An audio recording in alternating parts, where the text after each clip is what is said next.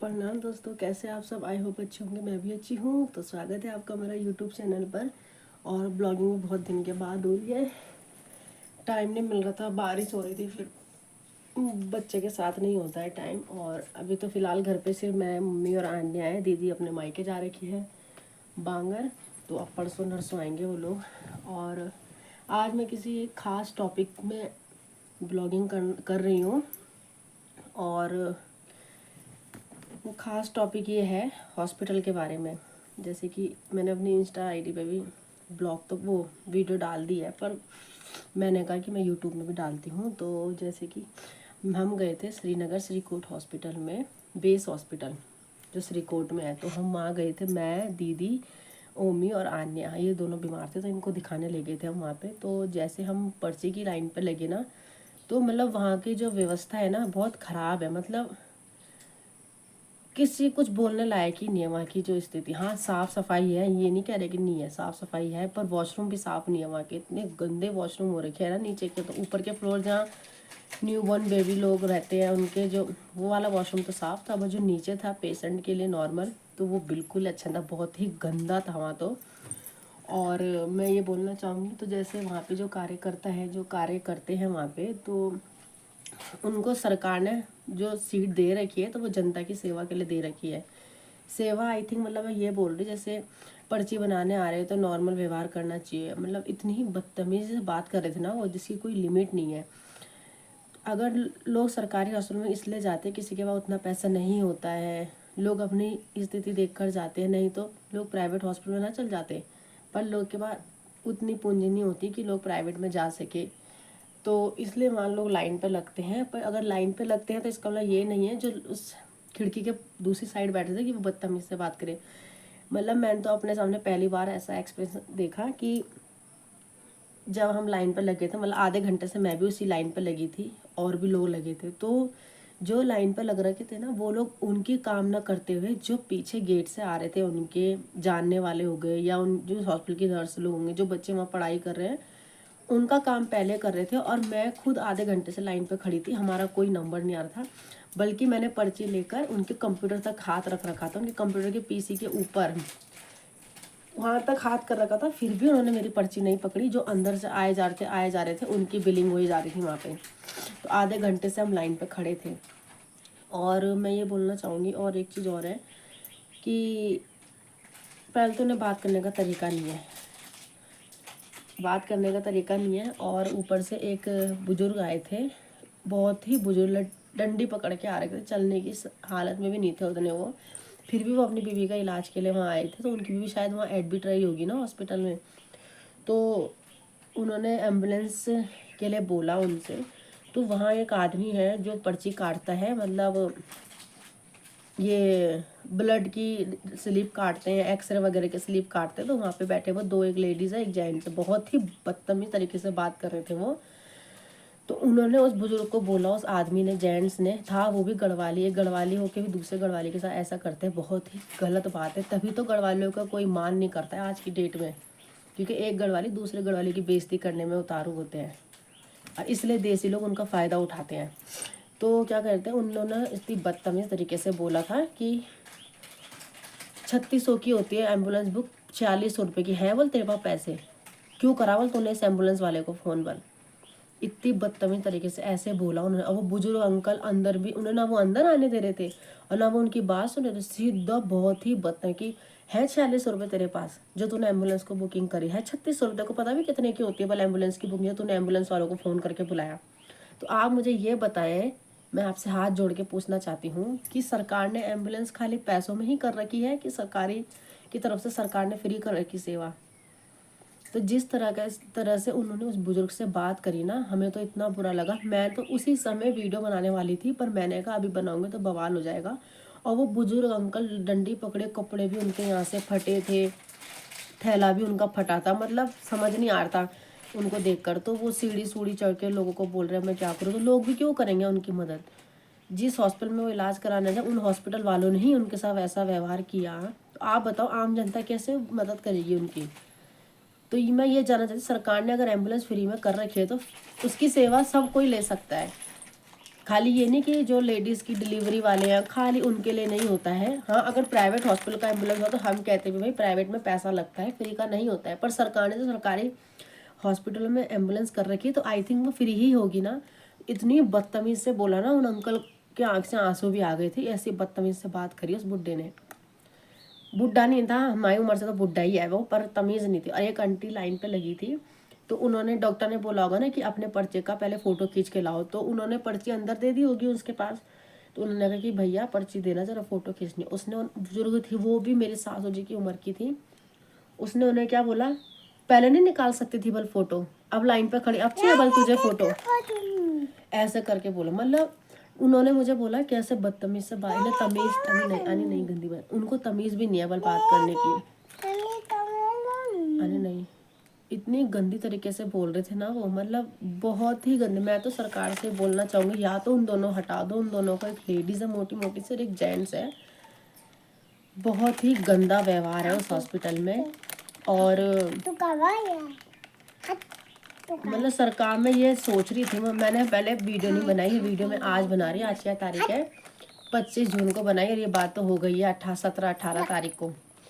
तो मैंने घर आके अपने ससुर जी मतलब पापा से पूछा, मैंने कहा पापा, मैंने क्या, दीदी ने भी पूछा ये बात, दीदी, मैंने तो सोचा दीदी के साथ बनाऊंगी ब्लॉग, पर दीदी कुछ नहीं बोली थी, दीदी चुप रहती है, तो मैंने कहा मैं बना देती हूँ। तो हमने घर आके पापा से पूछा, दीदी मैंने, कि पापा ऐसा सच्ची है कि एम्बुलेंस पैसों में है या फ्री में है। तो पापा ने कहा जहाँ तक मुझे पता है एम्बुलेंस फ्री की सेवा है, जहाँ तक मुझे पता है, पर फिर भी एक बार तुम लोग गूगल में सर्च। तो मैंने गूगल में सर्च मारा ना, तो फ्री की सेवा ही है एम्बुलेंस, फ्री की, बिल्कुल फ्री की ही सेवा लिखी है उसमें। और फिर पापा ने कहा जहाँ गलत होता है ना वहाँ पे आवाज़ उठाना बनता है, आवाज़ उठानी चाहिए। आज एक उठाएगा कल दो उठाएगा, तो धीरे धीरे करके सब आवाज़ उठाएंगे। आई थिंक मैंने किसी ब्लॉगर को भी देखा था, उन्होंने भी बोला था कि वहाँ उनकी व्यवस्था बहुत ख़राब है, बात करने की तमीज़ नहीं। मैंने किसी ब्लॉगर को देखा था, वो भी कभी गए होंगे वहाँ, और मेरे गाँव के खुद मेरे देवर ने बोला है कि बहुत गंदे हैं। मतलब मेरी भी बहस हुई थी पर उन लोगों से, जब उनको तमीज़ नहीं है बात करने की तभी तो उनसे बहस हुई है, और बहुत बदतमीज। तो मैं तो ये बोलना चाहूँगी कि सरकार से कि आप इन चीज़ों में ध्यान दें, कि पेशेंट आते तो खुशी से नहीं आते, वो भी लाइन में खड़े रहते आधा एक घंटा। जब मुझे आधा घंटा हो गया तो मेरे आगे वालों को कितना हो। मैंने उनकी अपनी पर्ची ना उनके कंप्यूटर के ऊपर तक रख दी थी, उन्होंने फिर भी मेरी पर्ची को हाथ नहीं लगाया, बट जो पीछे से आ रहे थे ना उनकी पर्ची को पकड़ रहे थे पहले। इसका मतलब हम क्या फ्री में आ रखे हैं, हम भी तो पैसा दे के आ रहे हैं। चाहे 20 रुपये की पर्ची, बिलिंग जो ब्लड की पर्ची है वो भी 300-400 की ही कट रही है, वो भी कोई नॉर्मल नहीं है कि 10 रुपये की काट रही है, 20 रुपये की काट रही है, तो हमारी कोई इज्जत नहीं है, या हमारे पैसों की, या हम लाइन पे लगे तो हमारी कोई वैल्यू नहीं है, ऐसा नहीं है। हम मरीज हैं, अगर कोई मरीज लाइन पे खड़ा है तो तकलीफ से ही खड़ा होगा, कोई खुशी से तो आपके आगे खड़ा नहीं होगा। तो इसलिए मैं ये कहना चाहूँगी, पहले तो मैं उतनी बड़ी ब्लॉगर नहीं हूँ जो मेरा ये वीडियो आगे तक जाए या वायरल हो, बट मेरे से जहाँ तक होता है मैं उतना ज़रूर बोलूँगी। और वीडियो वायरल हो ना हो, पर जो मेरे दिल में थी और जो मेरे ससुर जी ने, मेरी मम्मी ने जो बोला, मेरे सासू जी ने, इसलिए मैंने वो बात रखी है। वायरल होने से कोई फ़र्क नहीं पड़ता है, पर जो बात है कभी ना कभी तो दिखेगा ये किसी को ना किसी को। तो इसलिए मैंने पहले इंस्टा पे डाला, मैंने कहा वहाँ तो जनता देखी, जितना भी देखा है लोगों ने। पर मैं ये बोलना चाहूँगी अपना नेचर अच्छा रखें, अगर कोई लाइन पे खड़ा है पहले उनको देखिए, और बुजुर्गों से बदतमीज से बात नहीं करने। अगर आप बाहर के बुजुर्गों से इस तरह से बात करते हो, सोचो आप अपने घर के बुजुर्गों से किस तरह से बात करते होंगे, अपने गाँव के, अपने मोहल्ले के, अपने खुद के परिवार के बुजुर्ग से। जिस तरह आपने उन बुड्ढों को ना देख, उनके ना आंसू आ गए थे जब उन्होंने इतनी बदतमीज से, बल है बल 45 रुपये है, 36 रुपये, क्यों करा बल तूने उसको फ़ोन, क्यों करा बल तूने, ला बल 36 रुपये पहले तब जाएगी बल। ये कोई बोलने की बात होती है? अगर तुम उन्हें घर तक छोड़ भी देते तो क्या परेशानी थी तुम्हारी? सरकार ने तुमसे पैसा मांगती है, तुम्हारी जेब से जाती पैसा, जो आपने इतनी बदतमीजी करी उनके साथ। और जो पहले लाइन पर खड़े होते हैं ना, पहले उनकी पर्ची काटो करो। आपके जानने वाले तो पूरा खानदान आ जाएगा, तो सर आप पूरे खानदान की पर्ची काटोगे। जो लाइन पे 50-60 आदमी खड़े तो वही रहेंगे वो 2 बजे तक आपके उससे, कि नहीं बल पहले उनका काटने दो पर्ची। ऐसा नहीं होता है। तो मैं तो यही बोलूँगी कि या तो उनको हटा दे, नहीं हटा सकते तो उनको बिल्कुल ध्यान से उन पर सख्त कार्रवाई करें कि आपको ऐसे बात करने की कोई ज़रूरत नहीं है। एक मैनर्स नहीं है उनको बात करने की, एक मैनर्स। लोग तो इसलिए चुप रहते हैं ना कि लोग दवाई लेने आते हैं, तो इसलिए लोग चुप रहते हैं कि चलो कोई बात नहीं, हमारी प्रॉब्लम है, परेशानी, हम प्राइवेट में नहीं जा सकते, वरना अगर लोग प्राइवेट के लिए पैसा हो जाता ना, लोग सरकारी हॉस्पिटल तरफ देखे भी ना कभी। और मैं ये बोल रही हूँ कि डॉक्टर बहुत अच्छे हैं हमारे बच्चों का, जिन्होंने देखा बहुत ही अच्छे चाइल्ड के डॉक्टर हैं वो, बहुत ही अच्छे डॉक्टर हैं, नेचर ही बहुत अच्छा है। मतलब समझा रहे थे कि बेटा ऐसे नहीं होना, ऐसा नहीं करना, पर जो वो है ना पर्ची कटाने वाले, वो बिल्कुल भी अच्छे नहीं है, बिल्कुल भी। जिन्हें तमीज़ नहीं है बात करने की, तो वो क्या देखेंगे मरीजों के लिए। तो पहले तो अपना बात करने का तरीका सही करें। अगर कोई पेशेंट कुछ बोल रहा है, पहले उनकी बात सुने। अपना पैसा तो आप हमेशा गिनते ही रहोगे, 2 बजे के बाद पैसे ही तो गिनना है, और क्या करना है आप लोगों ने, अपने पैसे गिनने में लगे। और मरीज सबसे खड़े हैं, जो बुजुर्ग खड़े भी नहीं हो पा रहे ना, उनको भी उन्होंने लाइन में खड़ा कर रखा है। मैं तो ये सोच के बारी, सरकार को क्या हो गया, सरकार ध्यान क्यों नहीं देती इस चीज़ की तरफ। एक बुजुर्ग आंटी थी, वो खड़ी नहीं हो पा रही, जिन्होंने किसी से बोला बेटा मेरी पर्ची बनाओ, तो वो खड़े हैं किनारे पे, अब बुजुर्ग भी खड़े हैं, उनकी पर्ची भी नहीं बनाई उन्होंने। तो थोड़ा तमीज से बात करें लोग के साथ। लोग दुख में आते हैं, सुख में कोई नहीं आना चाहता उस हॉस्पिटल में। और अपना नेचर अच्छे से रखें, नहीं तो ऐसे ही करेंगे तो आप बहुत जल्दी निकाले जाएंगे। आई होप कि मेरी वीडियो भी पहुंचे वहाँ तक। मैं तो यही चाहूँगी सरकार के पास। खाली श्रीकोट के हॉस्पिटल की बात नहीं कर रही मैं, हर सरकारी हॉस्पिटल की बात कर रही हूँ। मैं देहरादून भी गई हूँ, वहाँ भी ऐसी बदतमीज से बात नहीं हुई जितनी बदतमीज श्रीकोट में होती है। और रुद्रप्रयाग में भी बदतमीज से बात करते हैं। जब आन्या मेरी डिलीवरी होने का समय था, वहाँ भी बहुत बदतमीज से बात करते। वहाँ तो बोलो ही मत, वहाँ तो और ही बदतमीज लोग हैं। वहाँ के तो लेडीज डॉक्टर जो है ना, डॉक्टर नहीं, वो नर्स वगैरह, वो तो ज़्यादा ही बदतमीज है वहाँ की, जिन्हें बात करने का तमीज़ नहीं है। उनके लिए ब्लॉग बनाऊंगी, पर कब बनाऊंगी, अब अगली बार जब मौका मिलेगा ना, अजब दिखाएगा, कुछ कुछ दिखाई देगा मुझे। और अगर दोबारा श्रीकोट गई ना, मैं तो इस बार मैं हमें वहीं पे बनाऊंगी वीडियो, सीधा इंस्टा पे, और ब्लॉगिंग भी वहीं से करूंगी मैं शुरू सीधा। इसलिए अपना नेचर बदले और जनता को भी इंसान की तरह समझे। मरीज कोई पागल नहीं है जो लाइन पे खड़े हैं। अगर बोलने को आते ना, तो वो 50-60 आदमी आपके ऊपर चढ़ के बोलते, आपको मारते कूटते, जिस हिसाब से आपकी हरकतें हैं। आपने उस बुजुर्ग की मदद नहीं की, मतलब कितनी बड़ी बात है। वो अंकल रो रो के सीढ़ी में चढ़े कि मेरी भी चलने की हालत नहीं है, कुछ हुआ होगा उनको, तभी तो उन्होंने एम्बुलेंस के लिए बोला है। तो ऐसा है कि आप ध्यान दें इस चीज़ को। सरकार से यही गुहार करूँगी, ऐसी अगर बदतमीजी हो रही हो श्रीकोट हॉस्पिटल में, तो आप उनको हटा दीजिए वहाँ से। उनके अलावा बहुत लोग हैं दुनिया में जो नौकरी की तलाश में है। किसी अच्छे को बिठाएंगे तो कम से कम वो बात तो करेंगे तमीज़ से। इन बदतमीज से, जो बदतमीज से बात करें ना, इनको तो बिल्कुल नहीं रखना चाहिए, जहाँ तक मैं जानती हूँ। बाकी सरकार क्या चाहती है सरकार ही जाने। कहते हैं बल सरकार जनता की सुनते, तो भगवान करे मेरी भी सुन ले। और मैं कोई गलत नहीं बोल रही, जो मेरी आंखों के सामने हुआ है मैं वही बोल रही। आज के ज़माने में तो ऐसा है, जो गलत दिखता है इंसान को, इंसान उसी समय हर चीज़ अपलोड कर देता है। पर मैंने फिर भी घर आके पूछा, मैंने कहा एक बार मैं अपने पापा से पूछती हूँ कि पापा ये सही है गलत है। पर पापा ने कहा जहाँ गलत होता है वहाँ आवाज़ उठानी है, चाहे वो अपने गाँव में हो, चाहे वो पराए गाँव में, चाहे वो बाहर कहीं भी हो। और अगर मेरे पापा होते ना उस समय वहाँ पे, तो उसी समय उनका निकाला हो जाता जिस हिसाब से वो बदतमीजी कर रहे थे। क्योंकि मेरे पापा चुप नहीं रहते, आवाज़ उठाते इन गलत चीज़ों में।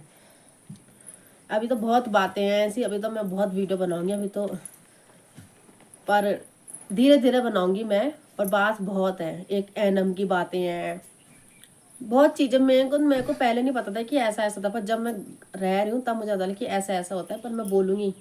पर अभी जो मेन टॉपिक था, तो आप अपने बात करने का तरीका सही करें। पेशेंट को, जनता जो लाइन पर खड़ी है उनको पहले देखें। आपके पास आपके जानने वाले आ रहे हैं, उसकी कोई आवश्यकता नहीं है। जैसे और लोग खड़े हैं वैसे वो भी खड़े हो सकते हैं। अपने बोलने का तरीका भी बहुत अच्छे से रखिए।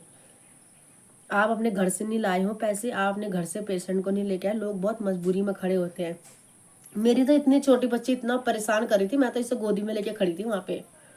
ये ना दीदी के साथ रहे ना मेरी गोदी में, मैं ही खड़ी थी आधे घंटे से, आप खुद लगाओ। और वो बुजुर्ग के साथ उन्होंने ऐसा किया। तो सरकार से मैं यही चाहती हूँ कि आप उन पे एक्शन ले, और एक्शन नहीं ले सकते तो उनको सुधारें, उनको अपनी बात बोले कि ऐसे व्यवहार ना करें लोग के साथ। लोग बहुत परेशानी में आते हैं। जब हमें उनको देख के, अंकल को देख के, आज जब उनके ऐसे कपड़े फट रखे थे ना यहाँ पे, बहुत अजीब लग रहा था। हम सोचते हम क्या करें, पर हम सोचे क्या पता 45 तो सच्ची मांगेंगे हमसे, तो हम चुप रहे इसलिए। पर वीडियो बनानी बहुत जरूरी थी। आज मैं उठाऊंगी आवाज़, कल और लोग भी उठाएंगे आवाज़। तो इसलिए अगर आपको मेरा ब्लॉग अच्छा लग रहा हो तो लाइक, शेयर, कमेंट, सब्सक्राइब जरूर करें। ये मैं कोई व्यूज़ के लिए नहीं कर रही हूँ, मैं एक आम नॉर्मल, मैं हूँ ही नहीं यूट्यूबर में इतना ज़्यादा ब्लॉग हो कि मेरी बात हो। पर मैं इसलिए ये कह रही हूँ कि हाँ, और मैं ये कह रही हूँ, एक नागरिक होके एक बार मैं इसलिए बोल रही हूँ कि ताकि मेरी आवाज़ जाए, और जो कोई भी ऐसा जुल्म करता है उस पर जरूर कार्रवाई होनी चाहिए बस, और मेरा कोई बात नहीं है। तो मैं फिर से दोहराना चाहूँगी, अगर आपको मेरे ब्लॉग पसंद आए तो लाइक शेयर कमेंट सब्सक्राइब जरूर करें। और आज एक जगह हम जाने वाली हूँ मैं, तो ब्लॉग के माध्यम से पता चल जाएगा आने वाले ब्लॉग में, तो बने रहें ब्लॉग के साथ।